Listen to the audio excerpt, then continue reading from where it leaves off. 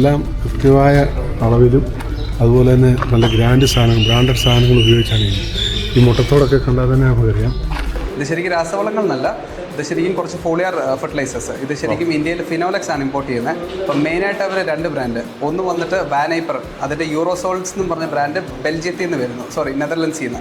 പിന്നെ ലിമ എന്ന് പറഞ്ഞ കമ്പനി ബെൽജിയത്തിൽ നിന്ന് വരുന്നു. അപ്പം ഈ 2 ബ്രാൻഡിൻ്റെ പ്രോഡക്റ്റ്സ് ആണ് മെയിനായിട്ട് നമ്മളിവിടെ ഡിസ്ട്രിബ്യൂഷൻ എടുത്തേക്കുന്നത്. കഴിഞ്ഞ വർഷത്തെ അപേക്ഷിച്ച് ഈ വർഷം ഉള്ളൊരു വ്യത്യാസം എന്ന് പറഞ്ഞാൽ കാലാവസ്ഥയിലുണ്ടായ വ്യതിയാനം.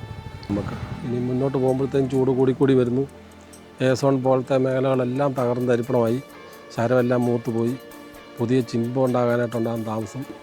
ഇപ്പം നമ്മൾ ഈ നിൽക്കുന്ന ചിമ്പും അതിൻ്റെ വളർച്ചയും നിൽക്കുന്ന കായും മാത്രം നോക്കിയാൽ പോരാ, പുതിയ ചിമ്പുകൾ ഡിസംബറൊക്കെ ആകുമ്പോഴത്തേക്ക് കയറ്റി നിർത്തേണ്ട ഒരാവശ്യകതയും കൂടിയാണ്. അതെ, കായ്ക്ക് നല്ല രീതിയിൽ വില കൂടുന്നു.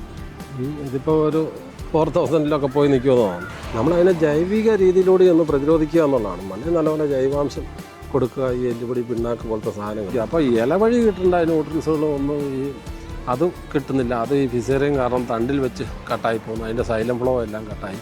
മണ്ണിൽ നിന്ന് കിട്ടേണ്ട ഈ നിമറ്റോഡ് വേരുപുഴു പോലത്തെ പ്രശ്നം കൊണ്ട് മണ്ണിൽ നിന്നും കിട്ടുന്നില്ല.